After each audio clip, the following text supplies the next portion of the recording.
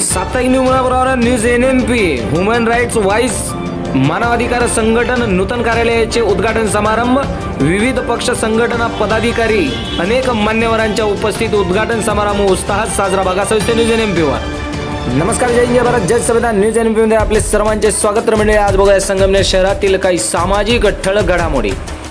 नमस्कार मंडळी, आज संगमनेर शहरातील ठळक घडामोडीमध्ये साप्ताहिक न्यू मुळाप्रवरा न्यूज NMP संगमनेर तसेच मानवाधिकार संघटन ह्युमन राईट्स वॉइस या कार्यालयाच्या उद्घाटन प्रसंगी या ठिकाणी उपस्थित मान्यवर, सर्व पक्ष संघटना, स्थानिक संस्था यांनी आवर्जून सहभाग घेतलेला आहे. माननीय सलीम शहा राष्ट्रीय उपाध्यक्ष तसेच माननीय श्री गुड्डूबाई सय्यद महाराष्ट्र राज्य प्रदेश अध्यक्ष तसेच समीर काजी महाराष्ट्र राज्य उपाध्यक्ष, त्याचप्रमाणे माननीय रफिक सय्यद उत्तर महाराष्ट्र जनसंपर्क अधिकारी, मनीषाताई पवार नाशिक महिला जिल्हा अध्यक्षा तसेच अहमदनगर जिल्हा अध्यक्षा महिला बानोबी शेख, पुरुष अहमदनगर जिल्हा अध्यक्ष अजीज ओरा सविताताई भालेराव, त्याचप्रमाणे ज्योती सस्कर, आरती सोनवणे, तालुका अध्यक्ष शौकत पठाण, त्याचप्रमाणे संगमनेर शहराध्यक्ष जुबेरबाई शेख, त्याचप्रमाणे उत्तर महाराष्ट्र तौसिफ अली मनियार, त्याचप्रमाणे शिवसेना शहर प्रमुख अमरभाऊ कतारी, उपशहर प्रमुख इम्तियाज शेख, माजी उपनगराध्यक्ष इब्राहिम उर्फ आरिफ देशमुख, त्याचप्रमाणे अनीस नवाब शेख, सामाजिक कार्यकर्ते सुनील भाऊ उकिरडे, अवेज खान पठाण, हुसेन सर फिरोज पठाण, जमीर उर्फ बब्बू पाकीजा, फैरोज खतीब, त्याचप्रमाणे न्यूज NMP साप्ताहिक न्यू मुळाप्रवराचे मुख्य संपादक श्रीरामपूरचे गुलाबबाई शेख, अबरार शेख, मुस्तफा पठाण, जावी शेख, दानिश मिर्झा, त्याचप्रमाणे कोपरगावचे पाहुणे शाहनवाज शहा, त्याचप्रमाणे डॉक्टर सुमन, त्याचप्रमाणे इतर मान्यवर या कार्यक्रमाला उपस्थित आहेत. आपण बघू शकता न्यूज NMPच्या माध्यमातून. साप्ताहिक न्यू मुळाप्रवरा न्यूज NP इनकी तरफ से तहे दिल से इस्तकबाल करता हूँ. सुस्वागतम, स्वागतम आणि स्वागतम. सांगायचं तात्पर्य असं आहे की आज या ठिकाणी ह्युमन राईटची ताकद जी त्यांना देण्यात आलेली होती, त्याच्याबरोबर त्यांनी अजून एक कलमची ताकद ती अवेलेबल करून घेतली. बाबासाहेबांनी जी ताकद दिलेली आहे आपल्याला ती आहे कलम की ताकद. और मैं हिंदी और मराठी दोनों मिक्स कर दूंगा. हाँ, नहीं तो मराठी भी बोल लेता हूँ, हिंदी बोल लेता हूँ, लेकिन सामने बैठे हुए जो है हमारे हजरात है उनको मद्देनजर रखते हुए तो कहीं ना कहीं मतलब था कि बाबा साहेब ने जो अपन को ताकत दी है, कलम की ताकत, इसके लिए हर एक राह कलम चलाई मेरे बाबा ने. संविधान पे कलम चलाई मेरे बाबा ने, हम सबको एक राह पे खड़ा कर दिया मेरे बाबा ने. और अच्छे दिन की क्या बात करते हो तुम, अच्छे दिन तो कब से दिखा दिया था मेरे बाबा ने. हमारे अच्छे दिन जब ही आ गए थे जब सामने वो बोलते ना, वो टोकली थी, क्या बोलते, और पीछे झाड़ू थी, वो सब निकल गया. जब भी हमारे अच्छे दिन आ गए. आप क्या दिखा रहे थे हमको अच्छे दिन की ताकत? हमको अच्छे दिन बाबा ने जब भी दिखा दिया था. और यही ताकत, तुम पढ़ो लिखो आगे बढ़ो, यही सिखाया था बाबा ने. और आज पढ़ लिख के जो आज यहाँ के संपादक हमारे भाई, जिन्होंने आज साप्ताहिक न्यू मुळाप्रवरा न्यूज NMP जो न्यूज ऑफिस और ह्यूमन राइट्स, वो बोलता ना कि नीचे का कोट पैंट न्यूज का था, लेकिन उसको आज जो फेटे का तुरा लगाया गया वो है ह्यूमन राइट्स का. और आप सब पत्रकार लोगों से, भाई लोगों से और समाज सेवक लोगों से यही मेरी गुजारिश है कि आप अन्याय के खिलाफ आवाज उठाइए और आज रात में भी आवाज दीजिए. सलीम सर, गुड्डू सर आप लोगों के लिए हाजिर रहेंगे. मैं एक बात बताना चाहता हूं कि हमारे सलीम सर और एयरपोर्ट पे 11:30 बजे उतरे. मणिपुर में इतनी तबीयत खराब होने के बावजूद आज के कार्यक्रम में ये हाजिर हुए. इनके लिए जोरदार तालियां दीजिए.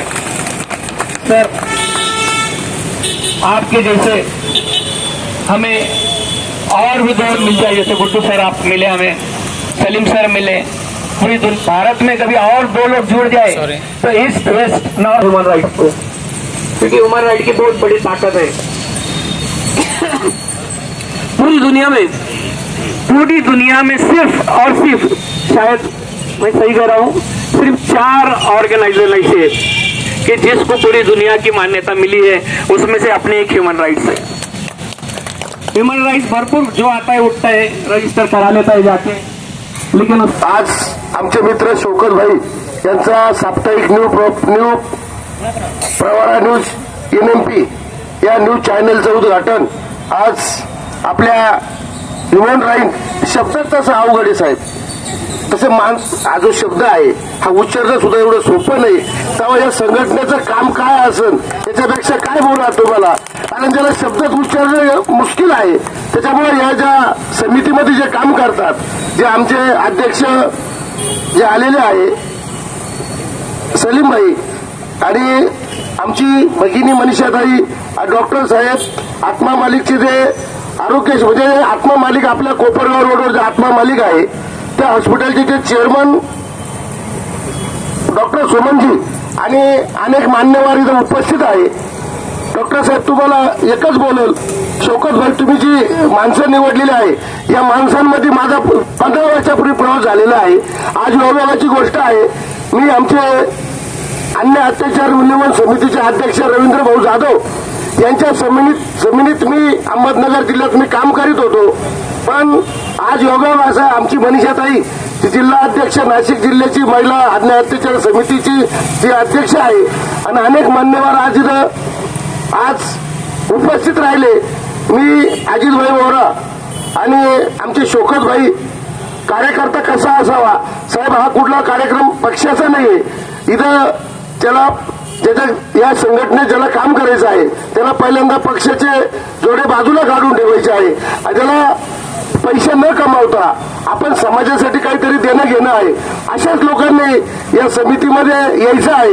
मी एकच बोलल, आमचे अमर भाऊ कतारी शिवसेनेचे शहर अध्यक्ष आहे, अजित भाऊ वंचितचा शहर अध्यक्ष आहे, मी सुनील भाऊ उकिरडे राज्याचे महसूल मंत्री नामदार बाळासाहेब थोरात, आदरणीय डॉक्टर सुधीर तांबे, अजून काही मला कुठलं साहेबांनी पद दिलेलं नाहीये, पण मी त्यांच्या मार्गदर्शनाखाली मी आज त्यांचं काम करतो आणि मी माझे गुरु आज नाशिक पदवीचे आमदार आदरणीय सुधीरजी तांबे साहेब यांचा आज वाढदिवस आहे आणि वाढदिवसानिमित्त मी शुभेच्छा दिल्या। डॉक्टर साहेबांना सुद्धा मी गाडीत बोलायला दिलं, डॉक्टर सुमन साहेबांनी सुद्धा त्यांना शुभेच्छा दिल्या। शौकत भाई आणि जी टीम आहे आपली संगमनेरची जी महिला ज्या बसलेल्या आहे, आमचे अनिस भाई, आवेश भाई, ही टीम आमचा दादा भाजपचं काम करतो, इथं कुठल्याही पक्षाचा काही संबंध नाही, हे सामाजिक काम आहे आणि सामाजिक कामामुळे आम्ही मनाने पण एकत्र आहे, जरी प्रत्येकाच्या पक्षाच्या वाटा अलग अलग असतील पण आमचे काम खूप आम्ही जेवढे शक्य भाऊ तेवढे एकत्र राहत नाही, तेवढे डॉक्टर साहेब आम्ही एकत्र राहतो। अजित भाई आम्हाला त्याचा गर्व आहे। संगमनेर पासून माझं गाव निळवंड 10 किलोमीटर आहे, माझा परिचय संगमनेरमध्ये यायला एकमेव कारण फक्त माझे अजित भाई मला पहिल्यांदा भेटले 25 वर्षापूर्वी आणि आम्ही देवाला एकच विनंती करतो, जसं आयुष्यभर आम्ही एकत्र जगलो तर मेल्यावर सुद्धा आमची एकत्र भेट होऊ दे अशी मी विनंती करतो आणि माझे 2 शब्द संपवतो। जय हिंद, जय महाराष्ट्र। स्वागत करतो आणि आपल्या ह्युमन राईट्स वाईज तसेच आमचे शौकत भाई यांनी आताच मुळा प्रवरा साप्ताहिक एक छोटंसं वृत्तपत्र सुरू केलेलं आहे। त्यांच्या टीव्ही चॅनलच्या माध्यमातून त्यांच्या न्यूज आम्ही पाहत असतो। मगाशीच गुलाबभाईंनी उल्लेख केला की पत्रकार हा निर्भीड असायला पाहिजे, खरोखर पत्रकार हा निर्भीड असायला पाहिजे आणि शौकत भाईची जास्त तो बोलणार नाही कारण की भरपूर वक्ते शौकत भाईची एक निर्भीड बातमी पाहिलेली आहे की एक विशिष्ट 2 नंबरचा व्यवसाय करणारा व्यक्ती होता, त्याच्या फार जवळ जाऊन त्याला सर्व संगमनेरचे निम्मे पत्रकार घाबरतात, परंतु शौकत भाई त्या तिथे जाऊन समक्ष त्याची व्हिडिओ शूटिंग काढून आणि ते चित्र सर्व सोशल मीडियावर पाठवून समोरच्या व्यक्तीला कामाला लावलं। असे निर्भीड शौकत भाई यांना सुद्धा शुभेच्छा देतो। आणि दुसरा मगाशी सांगितलं गर्दीचा विषय, तर आपण गर्दी खूप जमू शकतो परंतु कोरोना काळ चालू आहे आणि 25 माणसापेक्षा जास्त लोकांना कोणती परवानगी नसल्यामुळे या ठिकाणी भरपूर लोक त्यांनी आम्हाला निमंत्रण दिलं, पण आम्ही आमच्या खालच्या लोकांना निमंत्रण दिलं नाही, कारण की कोरोना काळ आहे, आपल्याला सर्वांना काळजी घेतली पाहिजे. मी पुन्हा एकदा शुभेच्छा देतो, थांबतो. जय हिंद, जय महाराष्ट्र. देश, मैं सबसे पहले जिन लोगों ने इसको ऑर्गेनाइज किया है, जिन लोगों ने ये प्रोग्राम यहाँ पर बुलाया है, मैं उनका, मेरी अपनी ऑर्गेनाइजेशन की तरफ से उनका बहुत बहुत स्वागत करता हूँ. किसी कार्यक्रम में जाना, उस कार्यक्रम को समझना बहुत बड़ी बात होती है. ठीक है, हम चले गए. बहुत सारे लोग प्रोग्राम में जाने के बाद जब घर पे वापस आते हैं तो अगर कोई दोस्त पूछता है यार कहाँ गए थे, तो उनको ये भी नहीं समझ में आता कि हम कौन से प्रोग्राम में गए थे, क्या मकसद लेकर गए थे, क्या उद्देश्य था, और हमारी लाइफ में, हमारे जीवन में उसका कितना असर अंदाज होगा.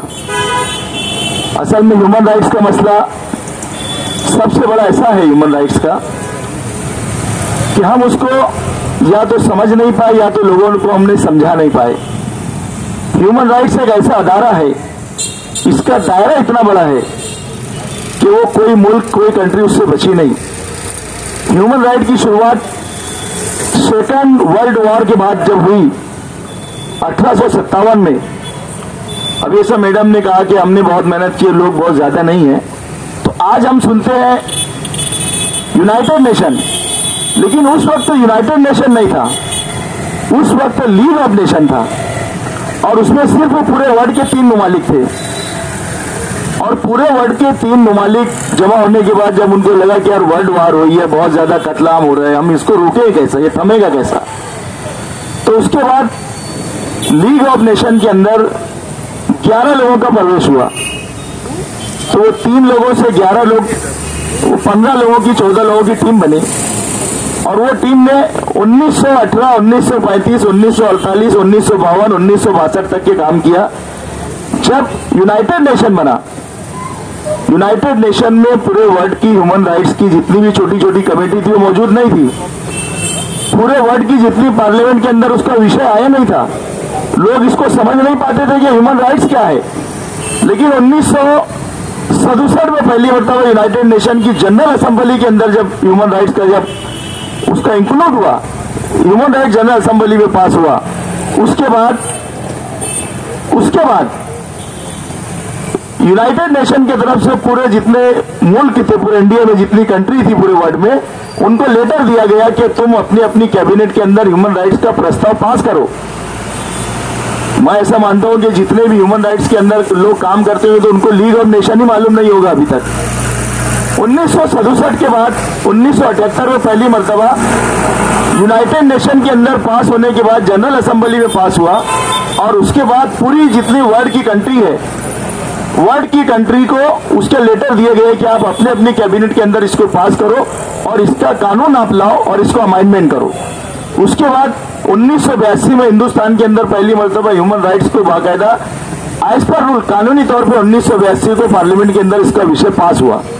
और जब पार्लियामेंट के अंदर इसका विषय पास हुआ तो उसके बाद अलग अलग टाइम की अलग अलग मुल्क की स्थिति को देखते हुए, स्टेट को देखते हुए, क्योंकि हमारे यहाँ पर गोवा का मसला अलग आ गया था, मणिपुर, मिजोरम, मेघालय, दार्जिलिंग, इसका मसला अलग आ गया था, कर्नाटक का मसला अलग आ गया था, मगरी बंगाल का मसला आ गया था.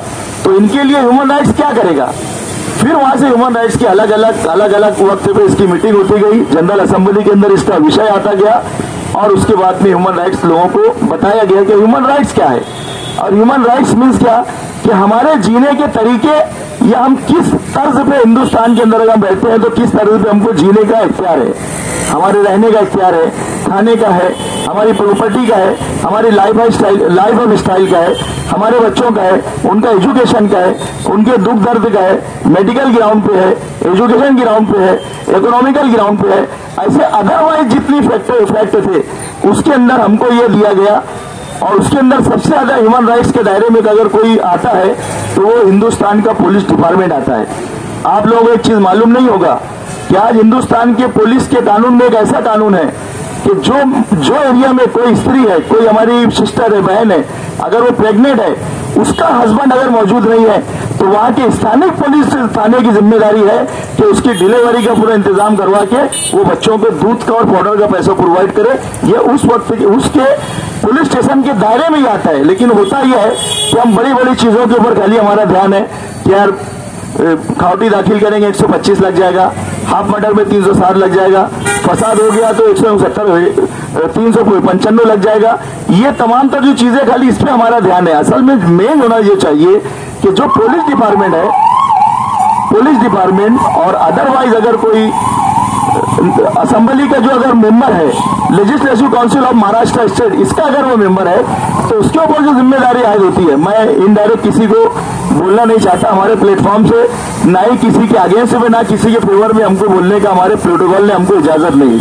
बाला साहब थोड़ा मेरे सबसे अच्छे दोस्त है, उनके जो भांजे लगेंगे मेरे ख्याल से, वो जो एजुकेशन बेस पे जो चुन के आते हैं, तो ये लोग जो एजुकेशन के पर्पज पे आए तो कहीं टाइम ये मेरे घर पे भी आए। लेकिन सवाल ये है कि हमारा जो ह्यूमन राइट्स का जो हमारा स्टेज है, ये किसी को इजाजत नहीं देता कि कोई किसी, हाँ इंडिविजुअल तुम अपने लेवल पे जा सकते हो, ह्यूमन राइट्स का बैनर, ह्यूमन राइट्स की ताकत तुम किसी व्यक्तिगत लेवल के ऊपर किसी को उसका सपोर्ट मिले, किसी को वोट ज्यादा मिले, कोई हर जाए, इसकी इजाजत हम नहीं देते। हमारे प्रोटोकॉल के अंदर और ह्यूमन राइट्स के हमारे दायरे में उसका इख्तियार नहीं है। जो हमारे मेंबर्स है, मैं चाहूंगा कि वो लोग ये तमाम तर चीजों को समझे। ये सत्तार भाई कौन है, तौसीफ भाई, जो यहाँ के स्थानिक मेंबर है और जो लोग नए ज्वाइन होने वाले हैं, अभी मेरी मालूमात मिली, हमारे शौकत भाई पठान साहब है, तौसीफ भाई मनियार है, बानो भाई शेख है और हमारे अब्दुल अजीज साहब है, दीगर बहुत सारे लोग हैं। लेकिन आप लोगों को एक रिक्वेस्ट सबसे पहले ये है कि अपने पर्सनल लेवल पे आप किसी भी पार्टी में जा सकते हो, हम उसको वो भी नहीं मना करेंगे। लेकिन हमारा बेज लगा के, हमारा बैनर लगा के किसी पार्टी के अंदर समावेश होना, किसी का अगेंस्ट में जाना, किसी का उस पर जाना, वो आप लोग मेहरबानी करके आप लोग उसको नहीं करेंगे। एक चीज का ध्यान दीजिए। दूसरी बात ये कि ह्यूमन राइट वाइज जो है, ये सेंट्रल गवर्नमेंट से जो हमको रजिस्ट्रेशन मिला, एक्चुअली क्या हुआ कि 4-5 साल पहले चैरिटी कमिश्नर के थ्रू जितने भी ह्यूमन राइट्स थी उसको उन्होंने बैन कर दिया था। उसको बैन होने के एक ही महीने के बाद हमने नया रजिस्ट्रेशन के लिए हमने दिल्ली में दाखिल कर दिया, नया रजिस्ट्रेशन वहां से लिया। वो रजिस्ट्रेशन के साथ में हमारे आरएनआई का रजिस्ट्रेशन हमारे पास में प्रेस मीडिया का भी हो, मैं खुद भी रिपोर्टर हूं, मैं खुद भी महाराष्ट्र का चीफ रिपोर्टर हूं, तो हम सारी फील्ड पे हम काम कर सकते। असल ह्यूमन राइट्स ये है कि किसी के दुख में उसके लिए खड़े होना, बगैर मुफाद के, बगैर फायदे के। हम सोचे कि मैं इसका ये काम कर रहा हूं तो मेरे को इतना मिल जाए, मैं इतना वो कर लूं, इसकी कोई गुंजाइश नहीं है। बड़ी तकलीफ से ह्यूमन राइट्स पे हम काम करते हैं। मेरे को I think completely 35 years old, मैं 34 साल से 35 साल से ये लाइन के अंदर काम कर रहा हूँ। बड़ी दुख से मैं सफर करता हूँ, बड़ी तकलीफ सफर करता हूँ। लेकिन ऐसे सब चीज, एक आदमी ऑलरेडी अगर मजबूर है और हम उससे अगर ये बात करें भाई मैं तेरा इतना काम कर देता हूँ, मेरे को इतना देना, तो ह्यूमन राइट्स कहाँ बचा, इंसान की हुकूक कहाँ बचे। कलेक्टर ऑफिस के अंदर हमारे क्या हुकूक है, कलेक्टर ऑफिस ने क्या हमको मान्यता देना चाहिए, क्या हमको फैसिलिटीज देना चाहिए, धान्य वितरण की फैसिलिटीज क्या है, गैस एजेंसी की फैसिलिटीज क्या है, उसका बैंक से कितना लोन उसका वो होना चाहिए, ये तमाम तर चीजों की स्टडी आप लोगों को रखना चाहिए। उसका बुकलेट हम लोग तैयार कर रहे हैं और बाकायदा उसका बुकलेट हमारे गुड्डू भाई सैयद और जो हमारी टीम आप देख रहे हैं यहाँ पर, हमारे पास में बुकलेट भी यहाँ पर मौजूद है। मैं आप लोगों को ये बताना चाह रहा हूँ कि अगर आप हमारे खुद के हुकूक, अगर हम हिंदुस्तान में पैदा हुए तो हिंदुस्तान की गवर्नमेंट की तरफ से हिंदुस्तान का कॉन्स्टिट्यूशन ऑफ इंडिया क्या बोलता है हमारे लिए, वो हमारे लिए इंपॉर्टेंट है। अभी कोई साहब यहाँ बोल रहे थे कि दर्पण पेपर जो है वो 1962 में शायद आप बता रहे थे कि वो निकला है, लेकिन उसके पहले केरल का एक पेपर था, निशान सूरज करके केरल का पेपर था, वो निकला था 1939 में। ओझा करके उसका संपादक था 39 में।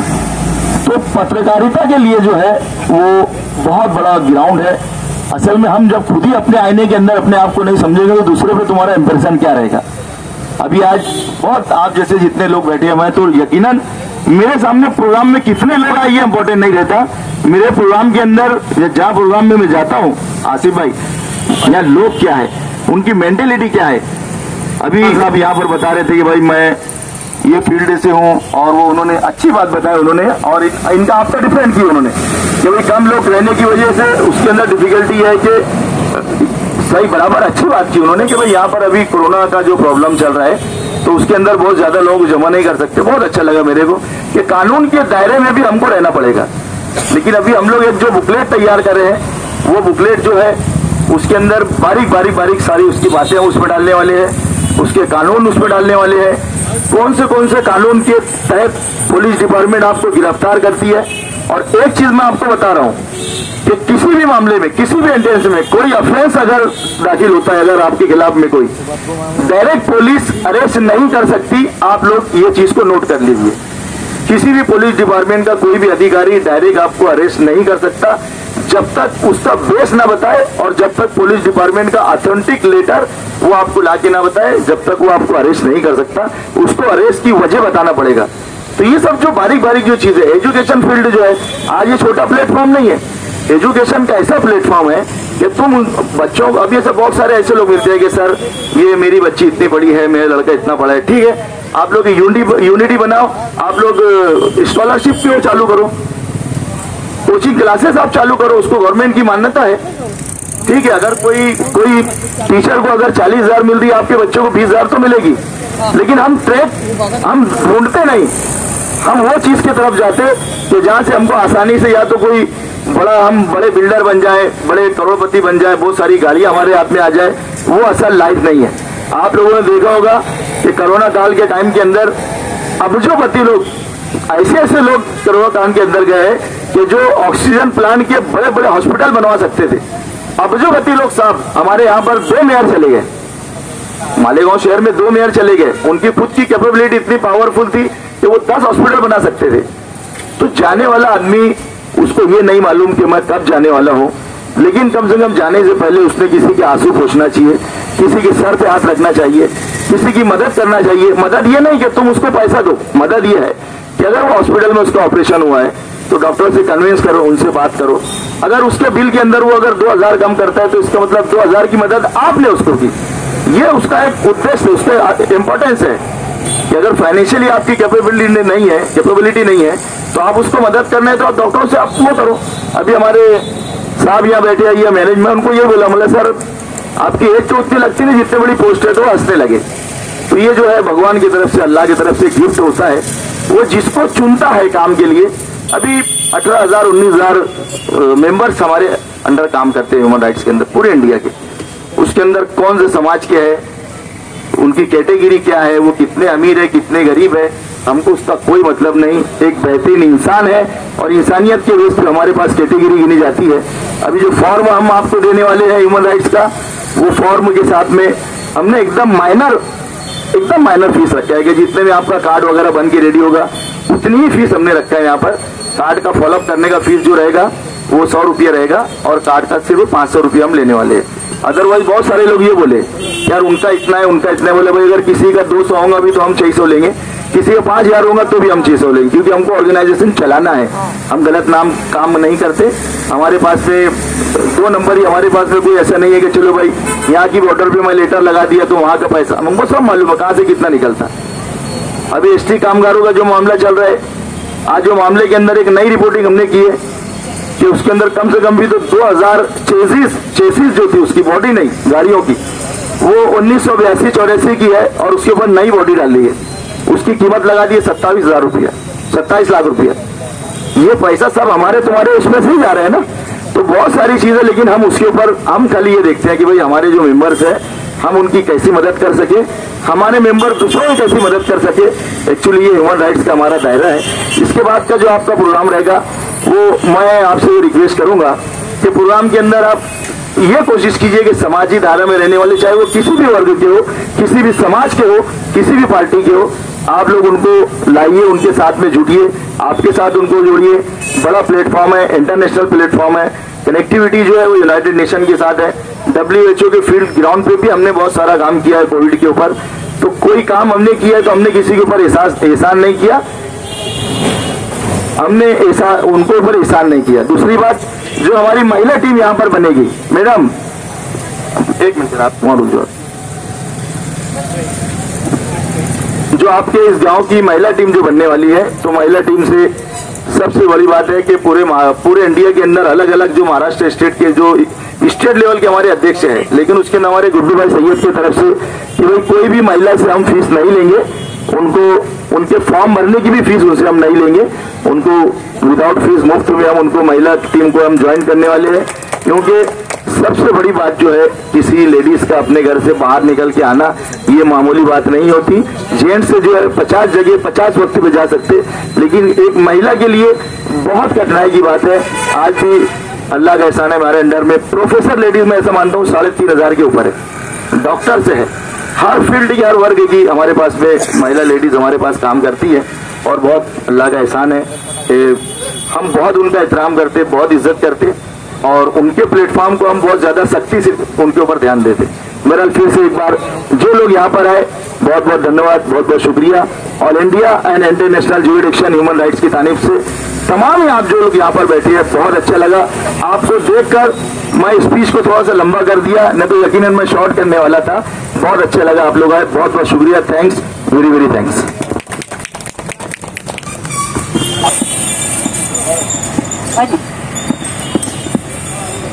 पत्रकार हा चौथा स्तंभ आहे आपल्या भारतातला आणि पहिला पत्रकार बाळकृष्ण जांभेकर साहेब यांनी 1860 साली दर्पण पेपर काढला, दर्पण, आणि त्या दर्पणाच्या माध्यमातून इंग्रजाशी लढले, आमच्याकरता लढले। स्वतः ते 8 वर्ष खिशातून पैसे घालून त्यांनी तो दर्पण पेपर चालवला। पत्रकारिता ही निर्वड असावी, गुलामगिरी नसावी पत्रकारितेमध्ये। उदाहरणार्थ मित्रांनो, मी जास्त वेळ घेत नाही, एक गार्डन होतं, गार्डन, आणि त्या गार्डन मध्ये अनेक पिंजरे आणि त्या पिंजऱ्यामध्ये अनेक प्राणी एका व्यक्तींनी पाळलेले होते आणि त्या पिंजऱ्यामध्ये एक गरुड नावाचा पक्षी होता, गरुड। परराष्ट्राचा एक मनुष्य आला, पाहत पाहत तर या गार्डन मध्ये असे कोणते कोणते पक्षी आहे, कोणते कोणते पक्षी आहे पाहू आपण। तो पाहायला लागला, तो तिची नजर अचानक त्या गरुड पक्षाच्या पिंजऱ्यावर गेली आणि सांगितलं का हा तर गरुड आहे, हा इथं कसा, हा कैद कसा, हा गुलामगिरीमध्ये कसा। तर त्या मालकाला सांगितलं की बाबा हा गरुड पक्षी आहे, तू याला आजाद कर, याला इथं ठेवू नको, हा आकाशात राहणारा पक्षी, झेप घालून खाणारा पक्षी, तू याला कैद करू नको। त्या मालकाने सांगितलं की बाबा तू याला घेऊन जा, तुझी इच्छा आहे तर तू घेऊन जा याला, तो परत उडून इथंच येणार। त्याने घेतला तो पक्षी, लांब जाऊन त्याला सोडून टाकलं आणि चालले गेला। परत तो पक्षी आला, त्याच पिंजऱ्यामध्ये घुसला। असं 2 वेळा घडलं। 3ऱ्या वेळेला तो परत आला, तो परराष्ट्राचा मनुष्य आल्यानंतर तिने पाहिलं का हा इथंच आहे, पक्षी इथंच आहे। त्यांनी सांगितलं, विनंती केली त्या मालकाला का बा आखरी टाइम याला माझ्याकडे तू दे, विनंती आहे तुला, म्हणे घेऊन जा, तू किती का याच्या काय सांग, हा परत इथे येणार। तिने तो लांब घेऊन गेला, त्या पक्षाच्या कानामध्ये सांगितलं, अरे बाबा तू आकाशात राहणारा पक्षी आहेस, झेप घालून खाणारा पक्षी आहेस, तू याची गुलामगिरी का करतोय, याची गुलामगिरी नकोच करू। आणि तिने उडून दिलं। मित्रांनो, तो पक्षी पिंजऱ्याकडे न जाता त्याने आकाशात झेप दिली। सांगायचं तात्पर्य असं का कुठल्याही नेत्याची गुलामगिरी करायची नाही। पत्रकार हा निर्भीड पत्रकार असो। जय भीम, जय भारत, जय महाराष्ट्र। अस्सलाम वालेकुम। आज यहाँ पे ह्यूमन राइट्स के नासिक से गुड्डू भाई सैयद, सलीम शाह और बाकी मेहमानों का नाम तो नहीं मुझे पता है, मैं उनके लिए माफ़ी चाहती हूँ। मनीषा ताई पवार है, रफीक समीर भाई है, इनका सबका मैं यहाँ पे इस्तेमाल करती हूँ। और सभी जो सामने आए हुए मेरे भाई और बहनें, मैं उनका भी यहाँ तहे दिल से शुक्रिया अदा करती हूँ। और मैं माफ़ी चाहती हूँ, आपको जैसी गर्दी चाहिए थी वैसी नहीं है, लेकिन मैं इतना लेकिन मैं इतना जरूर कहना चाहूंगी कि जो भी है वो मेरे हक के लोग हैं और मेरे साथ रहने वाले वो लोग हैं और मुझे हौसला देकर आगे बढ़ाने वाले ये मेरे भाई और बहन हैं। तो मैं सबका दिल से शुक्रिया अदा करती हूँ। और जो ह्यूमन राइट्स मानवाधिकार, मैं ह्यूमन राइट्स मानवाधिकार की जिला अध्यक्ष हूँ और ये कहना चाहूंगी मैं क्या जो गुड्डू भाई सैयद सलीम शाह, इन्होंने जो मुझ पर भरोसा रखकर और इतना बड़ा जिम्मेदारी मेरे कंधों पर सौंपी है, तो मैं दिल से उसे आगे ले जाने की कोशिश करूंगी और पूरे महाराष्ट्र के कोने कोने तक ह्यूमन राइट्स का नाम ऊंचा करने की कोशिश करूंगी। और कहते हैं ना, लहरों से डरकर नौका पार नहीं होती, लहरों से डरकर नौका पार नहीं होती, कोशिश करने वालों की कभी हार नहीं होती, कभी हार नहीं होती। नन्ही चींटी दाना लेकर चढ़ती है, नन्ही चींटी दाना लेकर चढ़ती है, चढ़ती दीवार पर 100 बार फिसलती है। नन्ही चींटी दाना लेकर चलती है, चढ़ती दीवार पर 100 बार फिसलती है, फिर भी उसकी कोशिश बेकार नहीं होती, कोशिश करने वालों की हार नहीं होती, हार नहीं होती। बस मुझे 2 शब्द कहने का मौका दिया, मैं आप सबका शुक्रिया अदा करना चाहूंगी। शुक्रिया।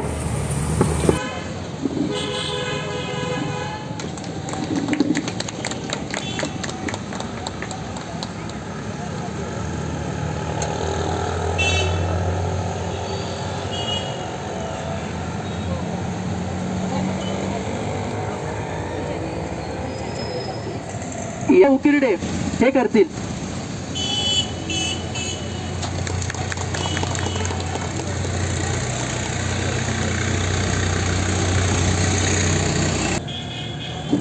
मानवताई आपणही सोबत जा। या ठिकाणी शौकतभाई आणि बानोताई यांची जी जोडी आहे ती संगमनेरला एक वरदानच ठरलेली आहे। दोघेही जोडी मिळून सामाजिक कार्यामध्ये खूप मोठ्या प्रमाणात अग्रेसर राहतात आणि समाजावर मोठी छाप पाडून स्वतःचं कर्तृत्व सिद्ध करतात। त्यांचे या ठिकाणी खूप खूप आभार आहे। स्टेजवर येऊन त्यांचा सत्कार करावा। माननीय गुलाबभाई शेख।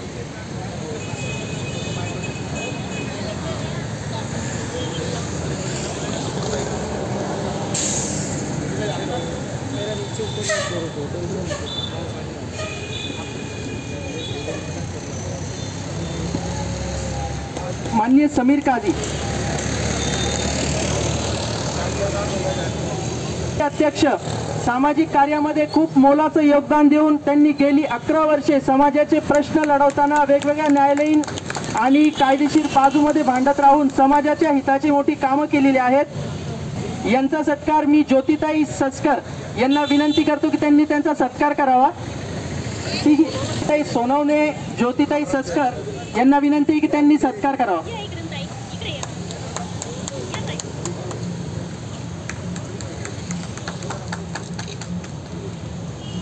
त्यांचा सत्कार करण्यात यावा।